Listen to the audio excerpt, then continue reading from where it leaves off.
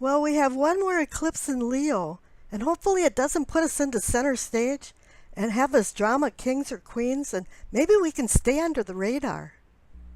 And announcement number 2 is my other channel, Brothers of the Sword Productions, now has Oak Island Prophesy Part 5, My Treasure Location, where I actually identify a location on Oak Island that could possibly hold a treasure. If you're interested, the link is down below in the description box. Now the rune that you received is Ingwas, and it means angel or seed. It means peace and harmony coming into your life.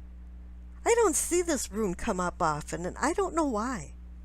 And since this does mean seed, it is about growth and gestation, changes, following new paths. Maybe somebody new is going to be coming into your life and bringing changes. Bad habits, this is the time to shed bad habits and start anew, because this is a new beginning. Growth is coming. It's time to get rid of the old and open arms with the new. This can shine a light on spiritual darkness, and as you see, the overall energy card is the sun. And the Minciati card that you received, which is a deck I put together that has virtues, the zodiac signs, the elements, infinity, chaos. You received the element earth, which is your element. So it's saying this is about reality and tactile things, about the earth, you being grounded, and the bounty and abundance that earth gives, that equals the sun card for the overall energy, because it is about prosperity, bounty, clarity, and understanding. Shining a light, a spotlight on things where you draw your attention.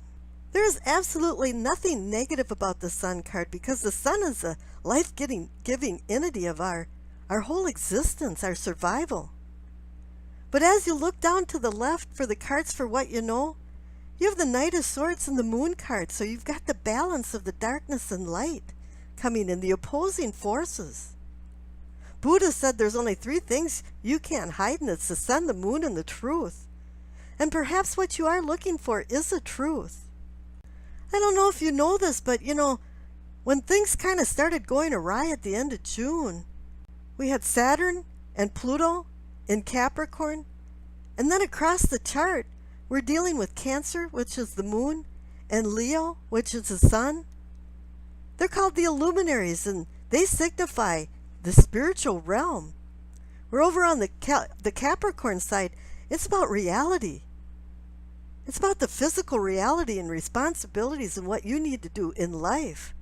So there has been these opposing forces pushing and pulling each other in this last month. And I don't know, there's been some confusion, because you have the Knight of Swords, and this is a very impetuous, aggressive energy, ready to wield the sword, do the knee-jerk thing for anything that just seems like a slight, galloping along full speed and getting dust in his eyes, and he doesn't even know where he's going. The old joke is that only his horse knows where he's going. Now this is a very clever guy, though. Don't underestimate him. Knights bring in and launch ideas. So they bring things into action. But you're going to have to be really careful with the moon card there, because there could be some deceit, trickery. Maybe truth isn't there because of just mere omission. But you're not seeing something. Things aren't what they really appear to be. You're going to have to be careful with that. But the moon can shine a light on your intuition, your dreams, synchronicities that bring things into sync, and all of a sudden you're going to be able to see instead of look. The moon harbors emotions, though, that you have to control. And I think with the Knight of Swords there, it's warning you that you have to control them. And that same thought kind of flows over to the cards for what is or can be yours, because you received the Page of Cups and the 2 of Wands. The Page of Cups is an immature energy too. He can't control his energy. He can't control his emotions. Either he's in unrequited love or just falling in love to the point where his head's up in the clouds and his imagination is running away. So you're really going to have to get control of what's going on here and making sure that you know about the truth of things, because the Two of Wands is saying it's time for you to make some plans. With the prosperity and abundance that the Sun card is offering, it's time for you to look at the opportunities that are available to you over the horizon and start choosing some of them. You know, some can be in disguise and a diamond in the rough. You know, truly you might just be sitting in your lounge chair still mulling this over, but at least you're making plans. Now the cards next door for yourself or self-awareness is the Hermit and the Star card. Now the Hermit card is your card. You know, it's time for you to go into yourself and do review. This is a time right now for review, release, and most importantly, reality. And here you're seeking some wisdom to find a balance between these opposing forces of the sun and the moon, the spiritual and emotional. You have to bring your spiritual self down to the tactile earth, which is your element. But here you have the Star card, and this is about hope and healing. I read the other day that if you only have hope, there is no hope. You have to have action that supports hope for healing. Now the Star card is like the Sun card, but it's more of a promise of bounty, clarity, and understanding. You have to get in connection with your spiritual self with the Hermit card next to the Star card. You know, it is time to get rid of things that just aren't serving you anymore. And a lot of times it's emotional baggage that's been holding you back. And I believe that may be true. You've got some really good future cards.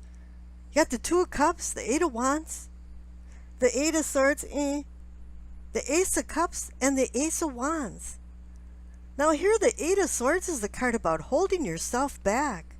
There's been something that's been keeping you in trammels. Now you could release yourself, but you've chose not to. Usually it's something that's carried on in your imagination that goes along with the Page of Cups. Have you had a runaway emotions and imagination with it being next to the Moon card? Now you have the Two of Cups that's saying that you have an emotional decision to make. Will the test of time say that this is going to be something that'll stay in your life? Because the Two of Cups is about decision, balance, and partnership. And where your allegiances, and if you can strengthen your bonds between other people. And it's not just with a lover, it's with family and friends. But here you have the Eight of Wands. The 8 number in itself is a karmic equalizer. It's bringing in the tangible with the intangible. It's bringing in the spirit with the physical. This is what you need, is to balance these.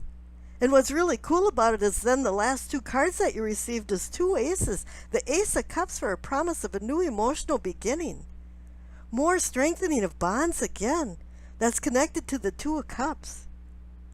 This is about your sensual self as well. Those 5 little spurts of water that's coming out of that cups is about your senses. You know, hearing, smelling, tasting, feeling, touching, sex, love, joy.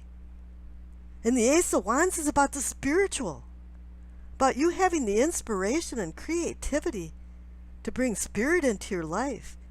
This is a green light from the universe, and it's a call to action button to reset everything and start over again. But you're being promised with the Sun card up there of bounty, prosperity, understanding, and clarity. And I wish you acceptance, peace, and happiness.